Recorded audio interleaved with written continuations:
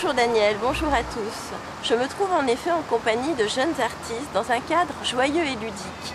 Ici, les arbres portent les couleurs de l'arc-en-ciel. Arc-en-cielage, c'est le nom qu'a donné Sébastien Lecas à cette œuvre poétique qu'il a créée il y a 4 ans pour permettre à de jeunes personnes handicapées de vivre une aventure créative, humaine et fraternelle.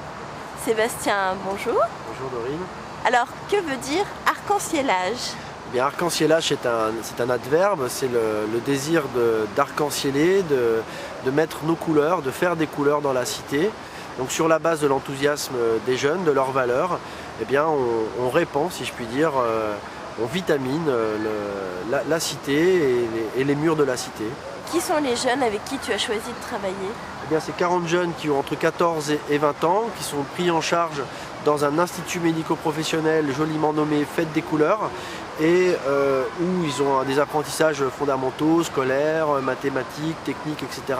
Mais où aussi on développe les apprentissages artistiques comme un moyen de provoquer des rencontres entre des gens qui habituellement s'ignorent pour changer le regard. Sur quel principe fonctionne cette installation ? Eh bien, c'était le principe déjà collectif.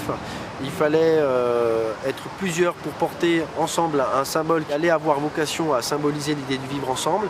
Et pour symboliser l'idée du vivre ensemble, eh bien, on a récolté des prénoms, donc avec les 40 jeunes de l'IMPRO Fête des couleurs.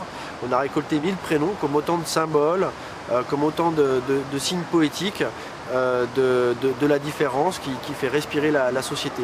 Alors tous ces prénoms mis ensemble ont vocation à parler de la diversité qu'on représente ensemble. Le but, c'est de prendre l'espace public, d'en faire un lieu d'expression, un lieu potentiel de rencontre entre des gens qui s'ignorent, pour que de surcroît s'ouvre le regard sur l'altérité symbolisée par tous ces prénoms divers et variés. Ça, si on se la remettra dans la figure. Tiens, fais-le encore. Depuis qu'Arc-en-cielage a vu le jour, cette performance artistique a suscité l'enthousiasme et l'émerveillement de tous. C'est ainsi qu'on a pu découvrir l'installation de Sébastien et de ses amis dans les jardins du Luxembourg, sur la piazza du centre Georges Pompidou. Et un temps fort a marqué l'année 2007 avec la décoration des jardins du Palais de l'Élysée lors de la Garden Party du 14 juillet. Je vous présente Jacques Martial. Jacques, bonjour. Bonjour. Donc vous êtes le président de la Grande Halle de la Villette. Quel sens donnez-vous à l'accueil de ces jeunes artistes aujourd'hui ? En offrant l'espace du parc à ces jeunes artistes, eh bien, nous permettons au public le plus vaste et le plus divers d'accéder à une autre forme d'expression artistique. Quel regard portez-vous sur cette installation ? C'est un beau message, un message de joie et de différence. Que pensez-vous de Sébastien et de sa démarche ? C'est tout à fait remarquable d'avoir un artiste qui prend en charge son métier, sa vocation, et qui lui donne un sens aussi particulier sans trahir la dimension esthétique du travail et du projet.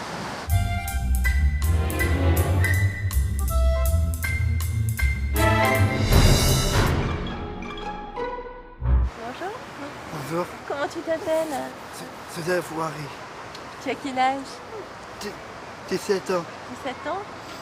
Et alors, qu'est-ce que vous faites ? On habille en couleur autour des arbres. Fait tout l'amour pour les gens. C'est Sébastien et nous qu'on a eu cette idée pour habiller sans les places à Port de la Villette. Et voilà, on veut donner plus de liberté aux gens. Et à l'Élysée, on s'est fait habiller très très beau. On a vu le président, voilà. On a fait photo avec lui, voilà.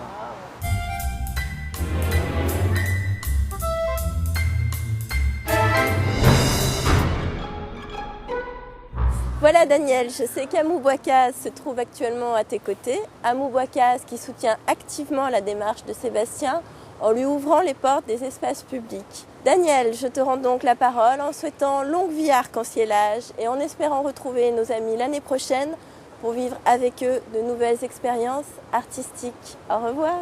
Au revoir.